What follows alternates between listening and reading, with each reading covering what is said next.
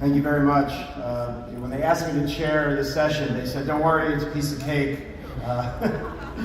And I think that, thankfully, although it's been a large hill to climb, I think we've climbed it together, and I think it's brought a lot of us in this room together. I just want to thank Yaakov Hagoel, the chairman of the WZO, and applause are allowed.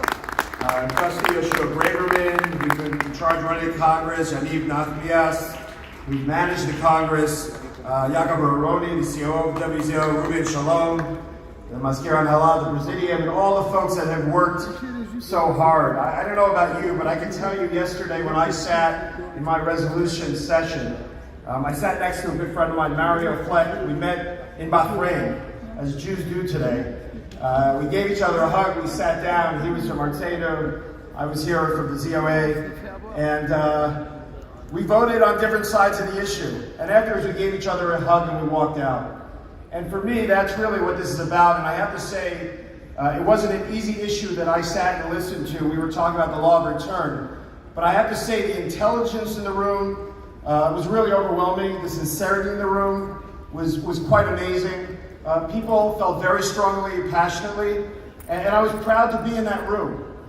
And every single time I come to the WZO and the World Zionist Congress or the WZO events, whether it was in Basel or here, the fact that I could sit in a room with so many people, so many folks that care about the Jewish nation, about Medinat Yisrael, about all the things that we care about, for me is so moving.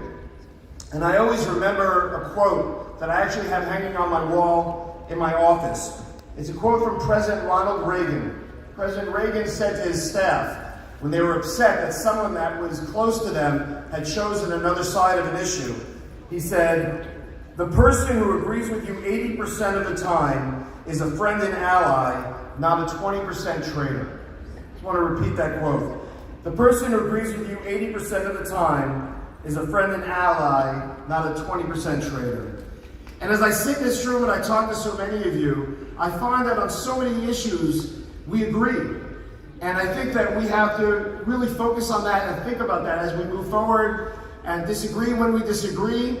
But afterwards, as I said with my good friend Mario, give each other a hug on the way out.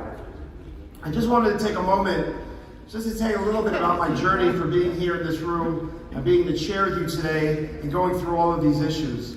And as I sat in that room for the resolutions, I was sitting next to a fellow by the name of Boris Ben Kogan from Brooklyn. And he looked at my name tag and he said, "You're Rabbi Burg." He said, "You're related to Rabbi Burg who used to live in Brooklyn." And I said, "That was my father." And he said, "He married me." And we started to talk and he said beautiful things about my dad. And some of you know, Yaakov was at my father's funeral. My father passed away about 1.5 years ago. And last night, we were here, we were all waiting for the vote. I had my nephew's bar mitzvah. So everyone here is aware, I was literally waiting the second it got postponed. I ran to the bar mitzvah and ready to come back. And for my dad, he grew up really a true Zionist. He was a rabbi for 50 years, 45 years in Flatbush in Brooklyn.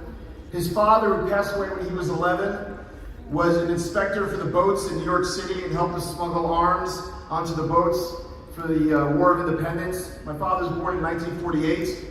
He was such a proud Jew, and he loved Israel so much from the bottom of his heart. And he raised us to love Israel. My sister lives here, and I have 2 nephews who serve in the IDF in special units. And last night I went to the bar mitzvah, and I started to think, here is my nephew's being bar mitzvah. And my parents, they had 13 grandsons. And they would always bring each grandson to Israel to buy them a pair of tefillin. And for my nephew Shimmy, obviously that wasn't going to happen.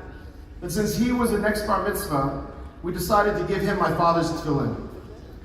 So my father, who would have absolutely loved being here with all of us today, and he would have shet nafis in seeing me up here. That was the story. The story was something he learned from his father, and he passed it down to me, and now it's going to the next generation. So many of us have, whether it be that menorah, those candlesticks, the tefillin, whatever that thing that makes us Jewish, an Israeli flag hanging in our living room. That's what we connect to. That's what we focus on. That's why we're here on behalf of the Jewish nation. want to leave you with one quick story before we move on and get to hear everyone's intelligent, important voices in this room.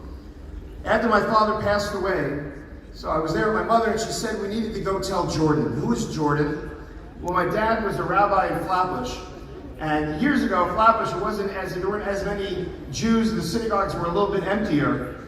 And whenever my father would get 9 people for the minyan, he would turn to my brother and I and say, go across to the gas station and get Jordan. Jordan owned the gas station across the street. We would go across the street, get Jordan, and would come in, all grease-filled, and he would be number 10. And my mother said, I don't know if Jordan knows, I have to take my car, and can you come with me? So I went to the gas station to speak to Jordan, my mother, and we told him my father passed away. And he literally started crying and started hugging us. And that was the love between my father, the rabbi in the neighborhood, and the person that owned the gas station. I believe that's the love that we have to focus on. I think we're all brothers and sisters in this room. We're brothers and sisters around the world. We need to focus on that type of love. And when we walk out of this room, take a moment to hug someone that you just met here who might have different opinions. Take a moment to share the love that we share for this nation, for this state, for this land, for this people. Thank you. Thank you so much.